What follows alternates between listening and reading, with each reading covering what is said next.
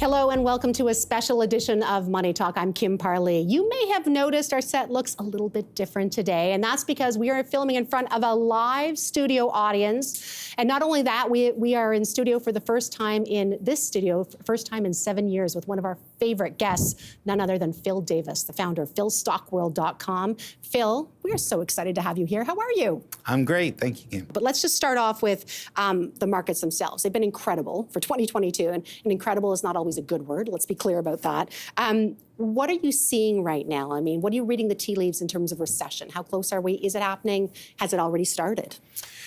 I think globally, there's clearly going to be a recession, and it's very hard for us to avoid the impact of a recession, even if we don't technically fall into one. I mean the US and Canada, because we're both a little bit stronger than most countries in the world. There's still a war, there's still COVID, supply chain issues are still lingering, and the moves the Fed has made are forcing other banks to raise their rates as well, even though it may not be the best thing for their economy. In other words, we want to slow down and cool our economy, but Germany doesn't want to cool their economy, Italy doesn't want to cool their economy, but if they don't raise their rates, their currency collapses against the dollar, and they have the same sort of issues.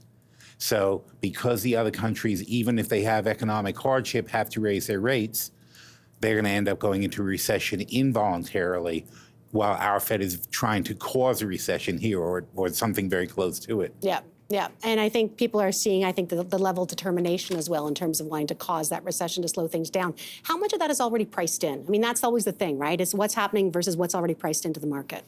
Yeah, I think a mild recession is being priced into the market. I think that's keeping us down at the 4,000 level on the S&P 500. But it's just so, you're on such a tightrope between having a mild recession, the fabled soft landing that everybody wants to shoot for, and then accidentally going a little bit too far and everything goes off a cliff, like housing begins to collapse, yep. Liquidity falls apart. Look what just happened with FTX on the Bitcoin side. It doesn't take much for certain things to trigger a collapse in liquidity, and all of a sudden there are problems. Yeah, when the liquidity tide goes out, you see who's wearing a bathing suit or not, right? Buffett. Yeah.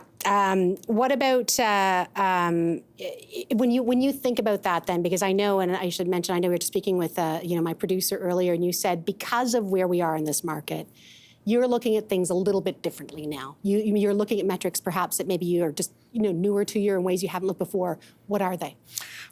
Well, as far as picking stocks, if we were talking about the trade of the year and such, and we go through thousands of stocks, whittle them down to hundreds of stocks, take a very close look at hundreds of stocks, and we started looking at things we don't usually concentrate on, like, debt, obviously. I mean, our assumption is that anybody who has debt now, we add 5%, we take 5% of the debt off their earnings in the future, because, that's a worst case scenario, that rates go up to 7-8%.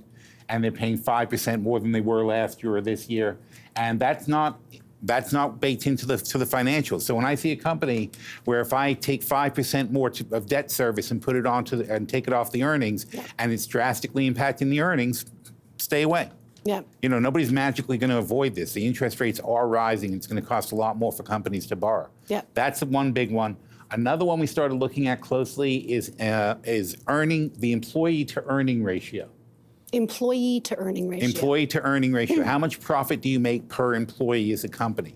Apple is the king, $1 million per employee. Really? Yeah, really nice numbers. And when people start dipping down below 100,000 per employee, which is most companies are below 100,000 per employee, it just means that when they raise wages ultimately, and in the States, you have to realize there's 25, 30 states that are still $7.25 an hour minimum wages. Everybody's going to go to 15 eventually.